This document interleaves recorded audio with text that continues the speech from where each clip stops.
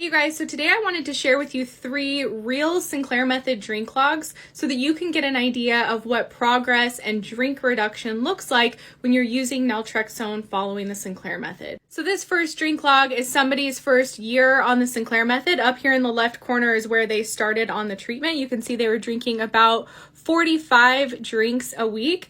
And you can see over the course as they progress on the method, the drinking just continues to decline. But you'll notice that it's not like a perfect downward trend. There can definitely be ups and downs for a lot of people along the way. This is why tracking is important, because sometimes people freak out like, oh my gosh, my drinking's going up, what's going on? But it's really a normal part of the process. A lot of people do see an initial reduction in the beginning when they start the medication. Not everyone does, but some people do. But even then you can see they had this reduction, and then the following week the drinks went back up. But overall you can see their progress throughout the year, and then when they hit about week 25, that's really when their drinks hit a low number. They're drinking about 10 or less drinks per week. This next one here, you can see it's really interesting because they had this huge spike in their drinking, and their drinking was actually increasing after they started the treatment, which can happen for some people due to various circumstances. With this individual, when they had that huge spike up in the middle, there were some stressful life circumstances that caused them to kind of fall back into old habits, because remember, naltrexone is really powerful at blocking the craving and the desire for alcohol over time, or reducing it, I should say.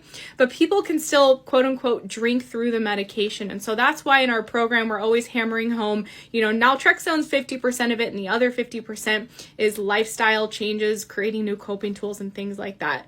But you can see they kind of weren't really seeing a ton of progress on the method. A lot of people can get discouraged if this happens. And then they had that drinking episode in the beginning, but after that, they started to see these changes in their drinking. And this just really speaks to why this method needs time to work. Most of us didn't learn an alcohol addiction overnight or even over the course of a couple of years.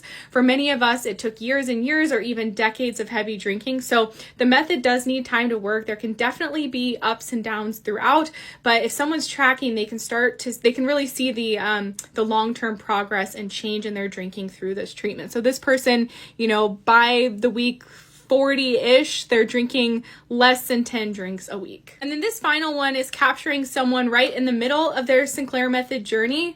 So they're not through the full treatment yet, but you can see they started the treatment drinking 70 drinks a week. And there's someone who saw an immediate reduction within the first week on the treatment, but they're seeing a lot of ups and downs throughout, where some weeks they're drinking less, other weeks they're drinking more. Just wanted to read what they said here. So I can't believe I've just hit a half a year fully compliant on TSM.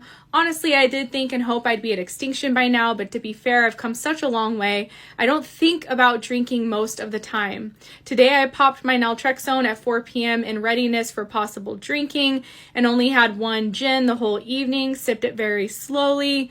Then they made a cup of tea and are in bed with that now. They know that they're going to get there. I think the most important thing for anyone to remember on the Sinclair Method is that it's not a linear journey. The method really needs time to work. We often tell our program members to give it at least a year. Some people will reach their goals more quickly, others it will take longer, but it really does need time to work. Progress is not linear, but if you can stick with it, if you can stay compliant, if you can really engage the protocol so that you're not only relying on the medication, but you're doing other things to work on changing habits, creating new coping tools, creating a fulfilling and meaningful life outside of alcohol, that's really going to help you succeed with the method. So I hope these drink logs were helpful for you guys to get a picture of what progress and success looks like on the method. As always, you can learn more about the treatment with my other videos or the link in my profile.